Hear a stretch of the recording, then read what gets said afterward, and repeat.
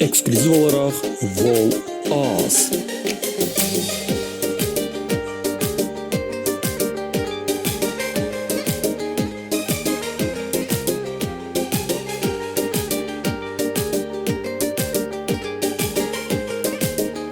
Serhan Production təqdim edir. Beşiz günüm qalsa da ki, çox görünür gözlərimə. Çoxsu deyir nə qalıb ki, gülür mənim sözlərimə. İl yarımdır gözləyirəm, günlərim qalıbdı bura. O günlər də keçmir, edir məni çox narahat. Kazarmadan embəyimə çölənə qədər var, çölənə qədər var ürəyim, çölənə qədər var. Təxris olub getməyimə hələ nə qədər var, hələ nə qədər var ürəyim, hələ nə qədər var.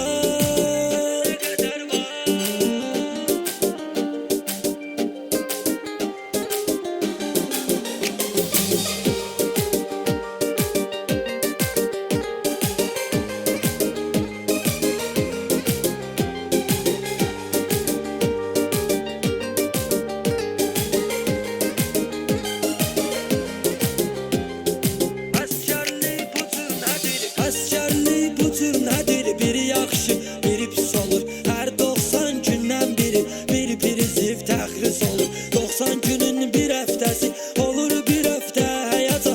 Hər əsgər ürəyində yanıb alışır deyir bir an. Kazarmadan embəyimə çölənə qədər var, çölənə qədər var ürəyim, çölənə qədər var. Təxris olub getməyimə hələ nə qədər var, hələ nə qədər var ürəyim, hələ nə qədər var.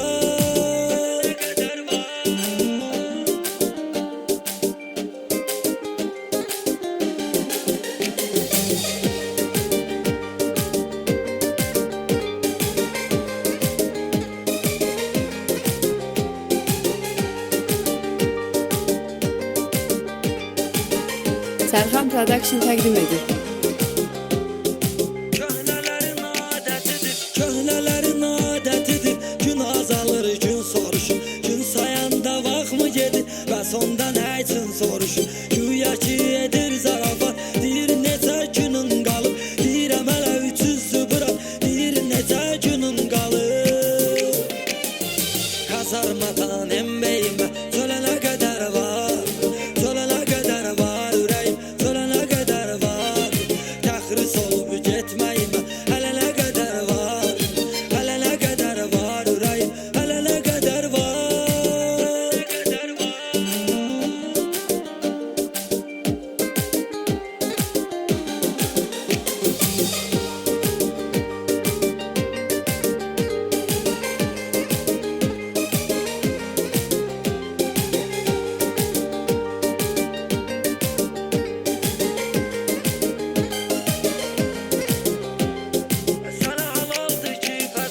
Sənə halaldır ki fəzayı, hamını yad eyləyirsən.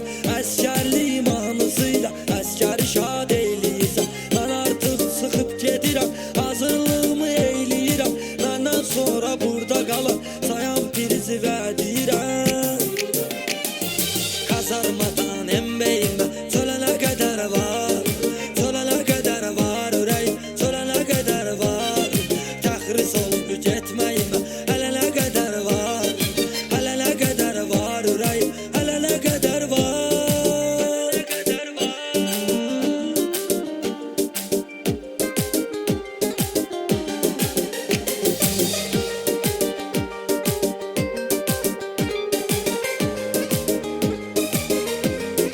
Eksklüziv olarak Vol Az.